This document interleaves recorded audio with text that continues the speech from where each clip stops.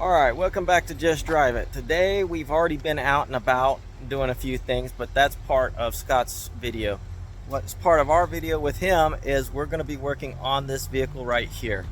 We went and picked up another engine and we're getting ready for all the fun and games and shenanigans. So come along with us.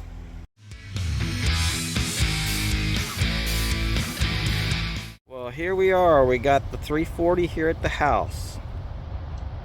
And another piece of transmission. We got Scott, his papa's here, and we are gonna try to pull the engine and transmission out of that car. Well, it focused wrong, and we're gonna try to swap them out here in another day and a half. We'll see how everything goes. Mopars, looky over there. We are about to start. We have my stopwatch ready to go. Got my dad over here in the grandstands, and Steven, he's my pit crew. And we're gonna do the 1, 2, 3 thing, and then it's gonna be a mad dash. See how quick we can get this engine out of here. Yeah, this is gonna be interesting. Here we go. On your mark, get set. Cut it off. Wrong button. Now we got all the time in the world. Yeah, it's like, take your time. There it is, right there. Okay, mark, get set. There we go. All right, first thing we're going to work on, I'm going to pull the drive shaft on this thing. We've already put chocks in place so that we know that the thing's not going to roll around on us, and we should be doing pretty good. One thing I have noticed, because I've already been underneath there once, is the fact that we actually have an issue on this transmission. We'll show it to you real quick before I pull it out. But if you look right here, that is the bushing that's supposed to be in your tail shaft housing, and it's not in there. It's actually out. So we're not sure what all's the deal on this, but we'll be finding out as we go. All right, so drive shaft is out. You can see where that is. And if we come around here, that's all right. This right here, you can see how it's flared out right here. I've had this issue on another one, but this is your bushing that's actually supposed to be in your tail shaft. But it's all flared around the outside. So it got gacked up a little bit. Not too rough on the inside, but never that good. Okay, you can see where this has been wearing on there, but I can't catch it on with my fingernail. To me, it looks like it'll be okay, but I don't know. It's not much being in there. We'll see how it looks. Alright, so the bottommost one is the one that goes underneath here. Goes up there.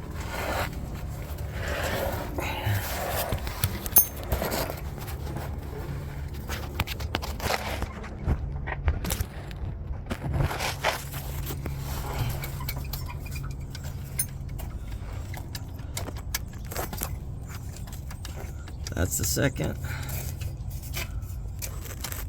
That's that one. So the outboard goes all the way forward. Second one is that one. And this one right here is this one. Alright. And here is the Hurst Competition Plus shifter from this vehicle. You can actually remove this as well, but we're not bothering right now. I was able to pull this out. I took a video of where all the linkage went and which way it went, so that we can remember when it comes time to put it back together. All right, so there is the cross member with the motor mount, and here is what we were working on. That one's off. Now that that part's done, Judah body part. Can you is put giving it on the Scott other one? a hand with exhaust manifold bolts. Our favorite. But it's got to be done. That one is a pretty wonky looking exhaust manifold, the way it fits around that steering column, and is quite a bit different than this one. So if we do put this engine in, we're going to have to swap out those exhaust manifolds so as to clear and be able to use that exhaust that's on there. I think this is the same, but it's the other side where the steering shaft goes. It's going to give us a bit of a trouble. All right, so we got John Wilburn on the live. We've got the motor mounts loose. I think we got a Z-bar to do, and this baby's ready to come out. We've got parts all over the place. We even have transmissions all over the place. We even have extra engines all over the place. That's going back in. But let the fun and games begin. Okay, you can see by now that we actually have the engine out of here.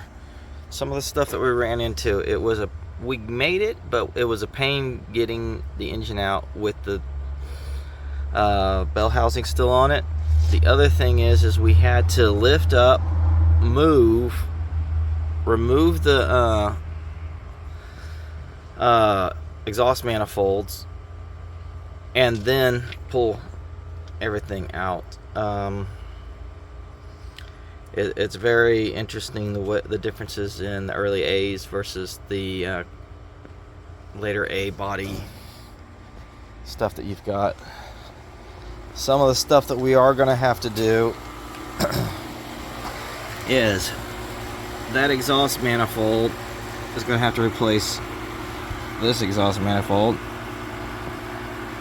necessitating another exhaust manifold gasket.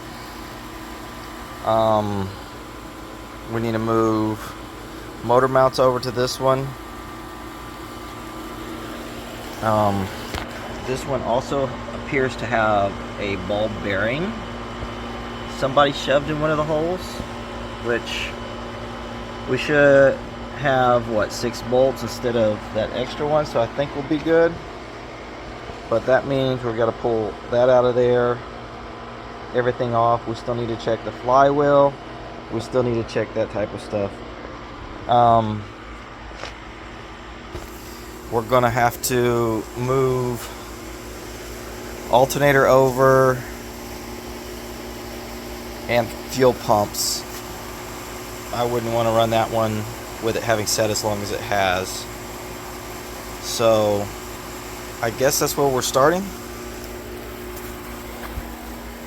You can see it looks like there has been exhaust leaks on this one, so it's a good thing we're getting that taken care of, as well as this being, I don't know if you can see it real well because of the glare and everything, but you can see the rust off of that one.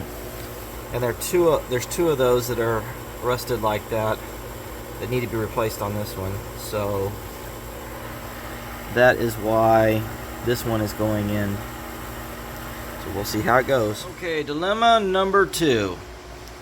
This transmission here is the one that came out of the vehicle. Now we know that we have an issue, tail shaft housing bushing, and I saw an issue with the pilot bearing, but we've got one to replace that.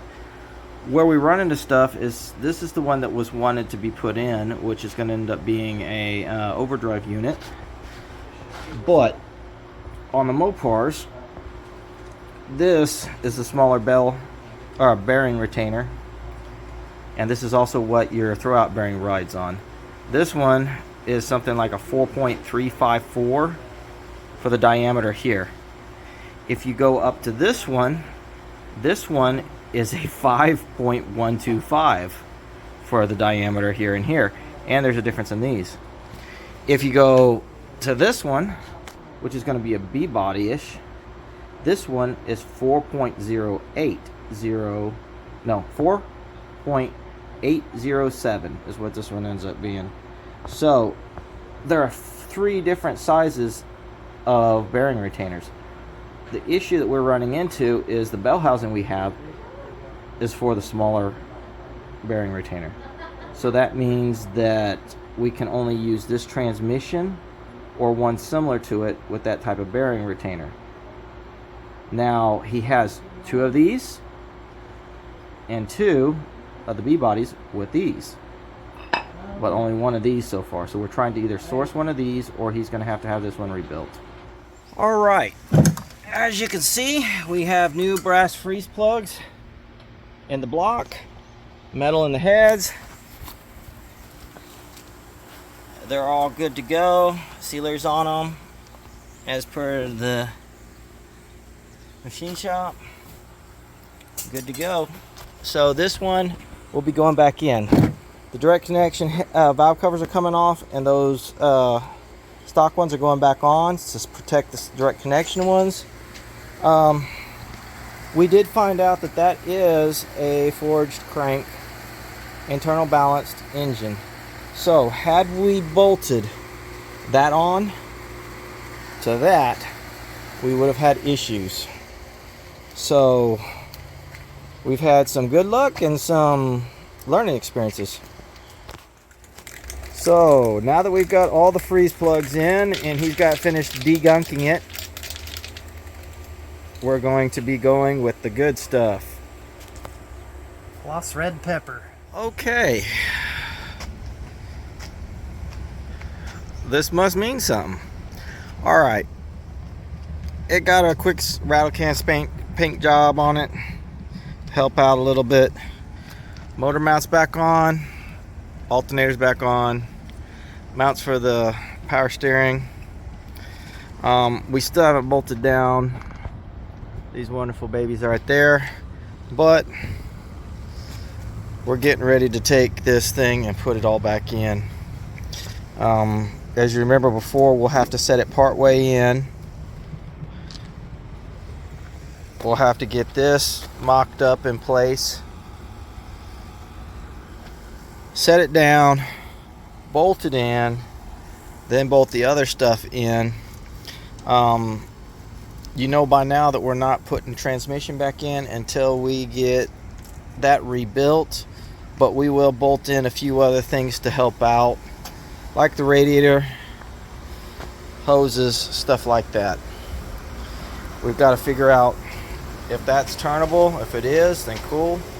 That would go back in after that, and transmission back in there needs to be rebuilt. So one step at a time. All right, we got the pilot bearing out, got it cleaned up in there, and Scott has gone in to pull the other pilot bearing out of the freezer. It's been there overnight, so here he comes. Here you go. Coming down. Woo-hoo. Coming in hot. Or cold.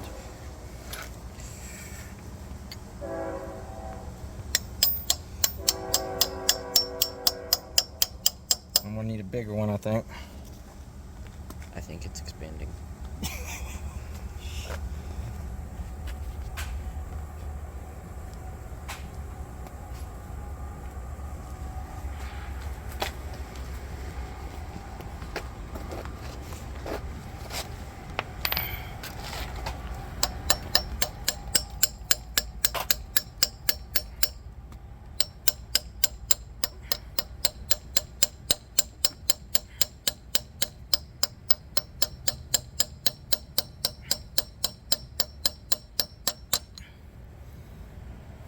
Wow, that's impressive.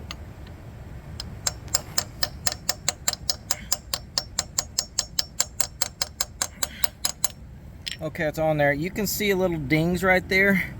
That's where it was tried to be put in yesterday without it being frozen like it is, and it wouldn't go in, so we had to go back through and clean those dings up and try it on input shafts to make sure it was back to the size it was supposed to.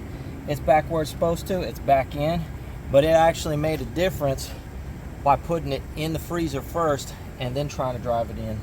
That's awesome. So even though it didn't slide in without doing it, it probably would have if we'd have gone through and put it in liquid nitrogen, but then you gotta figure out how to hold on to it and who's got liquid nitrogen around. Yeah. But it makes a difference when you slide it in. Yes. So there we go. When you freeze it, yeah. Okay, so we just found something else. Thankfully we have, see how that is, we have the gaskets for it. So we're about to drain oil, then I'll swing it back up. We'll use the impact, run all the bolts out, be good to go. Well, good morning. It got late last night, but the 340 is back into Scott's 65 Dart. So it's ready to go here. What we've got is, he's got to still bolt up stuff, but now we need to worry about transmission rebuild and that different things, which brings us to the main thing. So what the deal is you need to really be able to know what engine you're going to actually be swapping out. In our case, we didn't know beforehand that this is a cast crank 340 LA. The other engine is a forged crank LA. There's a difference. The forged crank is internally balanced. This one, being a cast crank, is externally balanced. If we had thrown the flywheel on the other one from this engine, there would have been issues, very bad issues. So with a combination of that and what happened with the transmission, you see how it is where you need to do your research and not just jump straight into everything. It is good to jump into a project and actually get your hands dirty, but you also need to know that the parts that you're putting together are going to actually work together. So thank you for coming along with us. Please like, subscribe, Rumble if you're on Rumble, and just get out there and enjoy yourself. You can meet wonderful people, make some friends, help your friends out. Also, if you could go into the search portion of your YouTube and punch in hashtag NoName500, there's a bunch of people there that are trying to get their channels up and to get their subs up so they can qualify with their 500 subs. If you see them on there, give them a look. If you like them, subscribe to them and help them to get to that point. If not, no hard feelings. Just keep moving along with it, and just remember, just drive it.